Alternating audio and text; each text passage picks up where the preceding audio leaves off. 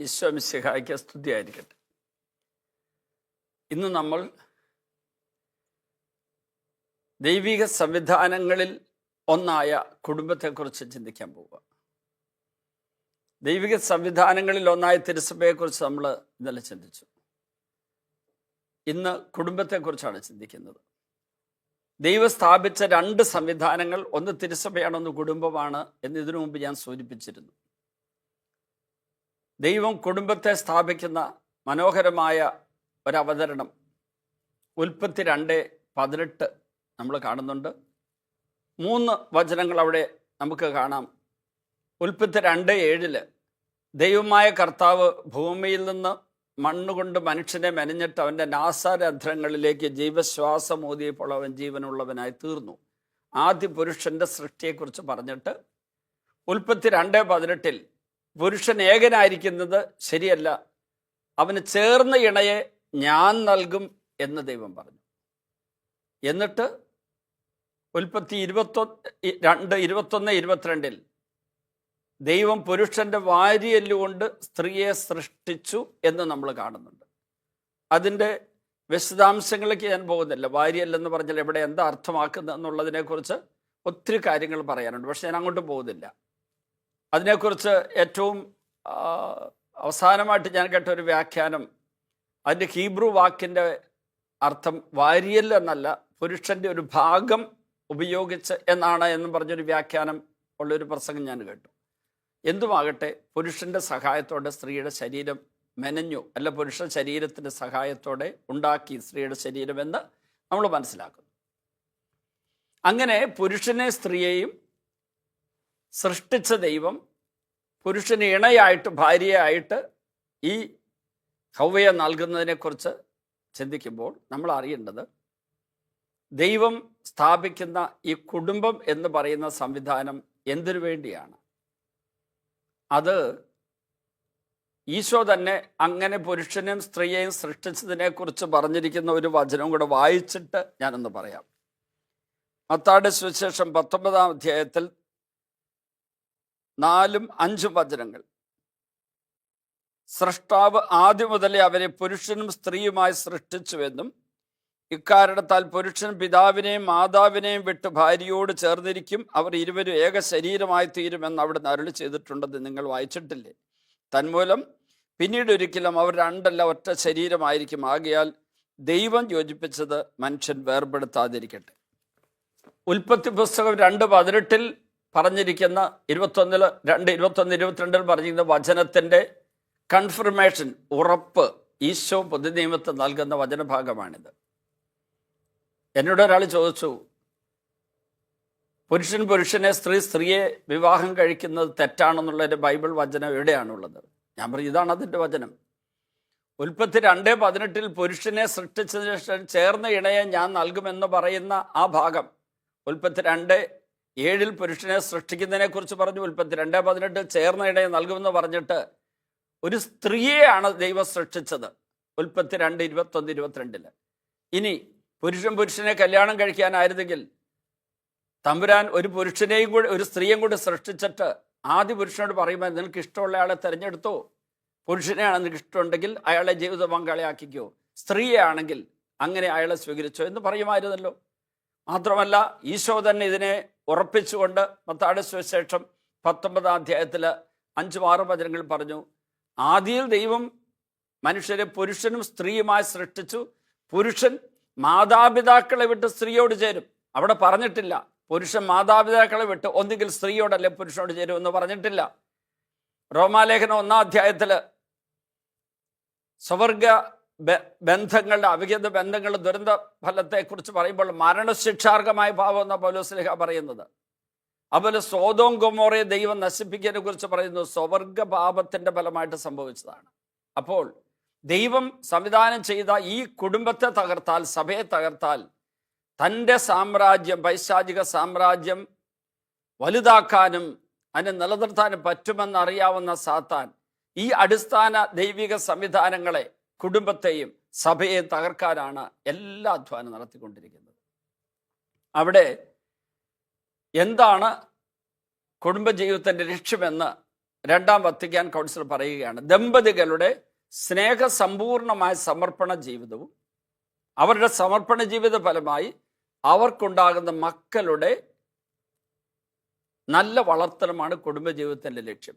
അവർ തമ്മിലുള്ള സ്നേഹ പങ്കുവെപ്പ്, ആ സ്നേഹ പങ്കുവെപ്പ്, അതിൽ ആത്മീയ ഐക്യമാണ് ആദ്യം വേണ്ടത്. അതിനോട് ചേർന്ന് വരേണ്ടതാണ് മാനസിക ഐക്യം. അതിൻ്റെ ഫലമായിട്ട് വരേണ്ടതാണ് ശാരീരിക ഐക്യം. ഈ 3 ഐക്യങ്ങളും, ഈ ശാരീരിക ഐക്യത്തിലാണ് ലൈംഗികതയുടെ ഉപയോഗം വരുന്നത്. പക്ഷെ അതിനു മുമ്പ് ഒരു ആത്മീയ ഐക്യം വിവാഹ കൂദാശ വഴി അവർക്ക് കിട്ടുന്നുണ്ട്. ഒരു വരം കിട്ടുന്നുണ്ട്, കുടുംബജീവിത വരം. അവിടെ ഒരു ആത്മീയ ഐക്യം അവർ തമ്മിലുണ്ടാകണം. അതിൻ്റെ ഫലമായുള്ള ഒരു മാനസിക ഐക്യം ഉണ്ടാകണം. ആ വിവാഹത്തിൻ്റെ കൂദാശ സ്വീകരിക്കുന്ന ആത്മീയ ഐക്യത്തിന് മുമ്പ് ചിലർ മാനസികമായി ഐക്യപ്പെട്ടെന്ന് വരാം.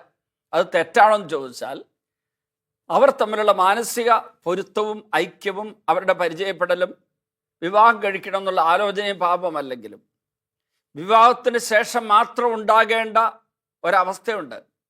ഭാര്യയും ഭർത്താവുമായി ചേർന്നതിന് ശേഷം മാത്രം ഉണ്ടാകേണ്ട ഒരവസ്ഥയുണ്ട്. അത് വിവാഹകൂദാശ സ്വീകരിക്കുന്നതിന് മുമ്പേ ആരംഭിക്കാൻ പാടില്ല. പിന്നെ പിരിയാൻ പറ്റാതെ വരും. മാനസികമായി പിരിയാൻ പറ്റാത്ത വിധത്തിലുള്ള പ്രേമബന്ധങ്ങൾ പെട്ടുപോയാൽ അവർ ഈ ഡോപ്പമൈൻ ഹോർമോണിൻ്റെ സ്വാധീനത്തിൽ അവർക്ക് പിന്നെ നോർമലായി ചിന്തിക്കാനോ കുടുംബപരമായ ചിന്ത വരാനോ അല്ലെങ്കിൽ ദൈവിക ചിന്ത ഉണർത്താനോ പറ്റുന്ന തലച്ചോറിൻ്റെ കോശങ്ങളൊക്കെ മരവിച്ച് കിടക്കുന്നതുകൊണ്ട് ഈ ഡോപ്പമൈൻ ഹോർമോണിൻ്റെ സ്വാധീനത്തിൽ അവർ അന്ധരായി ഒരു മഹാ അബദ്ധത്തിൽ പോയി ചാടിയെന്ന് വരാം. അതുകൊണ്ട് വിവാഹ കൂദാശ സ്വീകരിക്കുന്നതിന് മുമ്പുള്ള പരിചയപ്പെടലും വിവാഹം കഴിക്കണോ വേണ്ടിയോ എന്നുള്ള ആലോചനകളും പാപകരമല്ലെങ്കിലും അതിർവരമ്പുകൾ ദൈവം നിശ്ചയിച്ചിട്ടുണ്ട്. ദൈവിക സംവിധാനമായി തിരുസഭ അത് നിശ്ചയിച്ചിട്ടുണ്ട്. അത് കുടുംബത്തിൻ്റെ സംവിധാനത്തോട് ചേർന്ന് പോകുന്നതാണ്. സഭ അംഗീകരിക്കാത്ത, കുടുംബത്തോട് ചേർന്ന് പോകാത്ത അങ്ങനെയുള്ള അടുപ്പങ്ങളും പ്രേമങ്ങളും അതിലൂടെയുള്ള വിവാഹങ്ങളും വന്നു കഴിഞ്ഞാൽ ദൈവത്തിൻ്റെ സംവിധാനങ്ങളാണ് തകരുന്നത്, കുടുംബമാണ് തകരുന്നത്. അവർ ദൈവത്തോട് ഐക്യപ്പെട്ട് ദൈവരാജ്യ നിർമ്മാണത്തിൽ അംഗങ്ങളാകുന്നില്ല. ദമ്പതികളുടെ സ്നേഹസമ്പൂർണമായ സമർപ്പണ ജീവിതം പറയുമ്പോൾ അവിടെ വെറും ജഡികാഭിലാഷങ്ങളുടെ പൂർത്തീകരണത്തിന് വേണ്ടിയുള്ള ഏതെങ്കിലും നടപടിക്രമങ്ങളല്ല ഉദ്ദേശിക്കുന്നത്. അവിടെ ശാരീരിക ബന്ധത്തിൽ ലൈംഗികതയും ലൈംഗിക വികാരങ്ങളുടെ പങ്കുവെപ്പും ഒക്കെയുണ്ട്. അവരുടെ സ്നേഹപ്രകടനങ്ങളും സ്നേഹമൊക്കെ ഉണ്ട്. പക്ഷെ അതെല്ലാത്തിനെയും അടിസ്ഥാനപ്പെട്ട് നിൽക്കുന്നത് എവിടെയാണെന്നറിയുമോ? ഈ ആത്മീയ ഐക്യം. അത് വിവാഹ കൂദാശയുടെ മാത്രം ഉണ്ടാകുന്നതാണ്. ആ വിവാഹ കൂദാശയാണ് പുരുഷനെ ഭർത്താവാക്കുന്നതും സ്ത്രീയെ ഭാര്യയാക്കുന്നതും. അത് സംഭവിക്കാതെയുള്ള ഐക്യത്തിലേക്ക് കടക്കുമ്പോൾ പ്രീ മാരിറ്റൽ സെക്സ് എന്ന് പറയുന്ന വിവാഹപൂർവ്വ അവിഹിത വേഴ്ച എന്ന് പറയുന്ന ഫോർണിക്കേഷൻ എന്ന് ഇംഗ്ലീഷിൽ പറയുന്ന ദുരന്തം ഉണ്ടാകും. അങ്ങനെ വരുമ്പോൾ അവരുടെ ശരീരം അശുദ്ധമാകും, ലൈംഗികത അശുദ്ധമാകും, വികാരങ്ങൾ അശുദ്ധമാകും, ഹോർമോണുകൾ പരിശുദ്ധാത്മ നിയന്ത്രണമില്ലാത്ത വിധത്തിൽ അവരെ നിയന്ത്രിക്കാൻ തുടങ്ങും.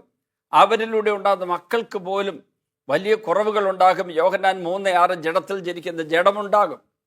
പ്രിയപ്പെട്ടവരെ, ദൈവം സ്ഥാപിച്ച ഈ മഹാസംവിധാനമായ കുടുംബം, അതിനെക്കുറിച്ചുള്ള ഒരു നല്ല ഉൾക്കാഴ്ച ഈ നോമ്പുകാലത്ത് നമ്മുടെ ഉള്ളിൽ വേണം. കുടുംബത്തിൻ്റെ ഭദ്രതയ്ക്ക്, അഭിഷേകത്തിന്, വളർച്ചയ്ക്ക്, കുടുംബാംഗങ്ങളുടെ ഐക്യത്തിന്, സ്നേഹത്തിന് തടസ്സമുണ്ടാക്കുന്ന ഒന്നും വേണ്ടെന്ന് വെക്കണം. ചിലപ്പോൾ മദ്യപാനമായിരിക്കാം, ചിലപ്പോൾ മറ്റെന്തെങ്കിലും ലഹരി പദാർത്ഥങ്ങൾ ഉപയോഗിക്കുന്നതായിരിക്കാം, ചിലപ്പോൾ സോഷ്യൽ മീഡിയയുടെ ദുരുപയോഗമായിരിക്കാം. ജീവിത പങ്കാളിയും മക്കളുമായിട്ട് സമയം ചെലവഴിക്കേണ്ട സമയത്ത് ഇപ്പോഴത്തെ സോഷ്യൽ മീഡിയയുടെ അതിപ്രസരം വഴി അതിലേക്കുള്ള ശ്രദ്ധയൊന്ന് ബാക്കിയെല്ലാം മറന്നു പോകുന്നവരുടെ എണ്ണം പെരുകുന്നു. അത് വലിയ അപകടങ്ങൾ ഉണ്ടാക്കുന്നുണ്ട്. അങ്ങനെയുള്ള അപകടങ്ങളിലൂടെ ഒത്തിരി പേരുടെ ആത്മീയ ജീവിതം ശോഷിച്ചു പോകുന്നുണ്ട്, കുടുംബജീവിതം തകരുന്നുണ്ട്. അടുത്ത കാലത്തൊരു സ്ത്രീ വന്ന് എന്നോട് പറഞ്ഞു, എൻ്റെ ഭർത്താവ് എൻ്റെ ആരോഗ്യ വിവരങ്ങൾ അന്വേഷിച്ചിട്ട് എന്നോട് സംസാരിച്ചിട്ടും 3 വർഷമായെന്ന് പറഞ്ഞു. ഞാൻ ചോദിച്ചു, എന്തുകൊണ്ട് പറ്റിയത്? അയാളിപ്പോൾ മൊബൈൽ ഫോൺ, കമ്പ്യൂട്ടർ ഇത് രണ്ടിനും അഡിക്റ്റാണ്. ജോലി കഴിഞ്ഞ് വന്നാൽ അപ്പോൾ തന്നെ ഞാൻ കൊടുക്കുന്ന കാപ്പി കുടിക്കുമ്പോഴും മൊബൈലിൽ എന്തോ സോഷ്യൽ മീഡിയയുടെ കാര്യം കണ്ടുകൊണ്ടിരിക്കും. ഞാൻ ചെന്ന് എന്താ ചോദിക്കുമ്പോൾ ഞാൻ ന്യൂസ് കേൾക്കുകയാണെന്ന് പറയും, അല്ലെങ്കിൽ ഏതെങ്കിലും വീഡിയോ കാണുകയായിരിക്കാം. അശ്ലീലമായി അദ്ദേഹം കാണുന്നുണ്ടെന്ന് ഇതുവരെ ഞാൻ കണ്ടിട്ടില്ല, പക്ഷേ എനിക്ക് സംശയമുണ്ട്. കാരണം രാത്രി 1 മണി വരെ അദ്ദേഹം വേറൊരു മുറിയിൽ പോയിരുന്ന ഈ സോഷ്യൽ മീഡിയയിലൂടെ ഇത് കണ്ടും കേട്ടുമൊക്കെ ഇരിക്കുകയാണ്. ഞാനില്ലാത്ത സമയത്ത് അദ്ദേഹം പാപകരം വഴി പോകുന്നുണ്ട്, എനിക്ക് സംശയമുണ്ടെന്ന് പറഞ്ഞു. ഞാൻ അദ്ദേഹത്തോട് സംസാരിച്ച് വന്നപ്പോൾ ശരിയായിരുന്നത്. അദ്ദേഹം ഒരു ജഡിക ബന്ധനത്തിലേക്ക് പോകാൻ കാരണം ഈ സോഷ്യൽ മീഡിയ ദുരുപയോഗമായിരുന്നു. കുടുംബജീവിതത്തെ തകർക്കുന്ന ക്യാൻസർ പോലെ ഇതിനെ കാർന്നു തിന്നുന്ന ഈ സോഷ്യൽ മീഡിയയുടെ ദുരുപയോഗത്തിൽ നമുക്ക് മോചനം പ്രാപിക്കാൻ ശ്രമിക്കണം. ദൈവത്തിൻ്റെ അടിസ്ഥാന സംവിധാനങ്ങളായ സഭയും കുടുംബവും അതാണ് നമ്മളെ ദൈവമക്കളാക്കി നിലനിർത്തുന്നതും വളർത്തുന്നതും. അപ്പോൾ കുടുംബം എന്ന ദൈവിക സംവിധാനത്തിലൂടെ കിട്ടേണ്ട അനുഗ്രഹം എല്ലാം പ്രാപിക്കാൻ നമുക്ക് പ്രാർത്ഥിക്കാം. ഈശോയെ, കുടുംബമെന്ന ഈ ദൈവിക സംവിധാനത്തിൻ്റെ എല്ലാ സ്വർഗീയ നന്മകളും ഞങ്ങളിലേക്ക് ഒഴുക്കണമേ. കുടുംബത്തെ തകർക്കുന്ന ഒരു പാപം പോലും ചെയ്യാതിരിക്കാൻ സഹായിക്കണമേ. കുടുംബജീവിതത്തിൻ്റെ ഭദ്രത തകർക്കുന്ന പൈശാചിക മേഖലകളെ തിരിച്ചറിയാൻ സഹായിക്കണമേ. പിതാവിൻ്റെയും പുത്രൻ്റെയും പരിശുദ്ധാത്മാവിൻ്റെയും നാമത്തിൽ ആമേൻ.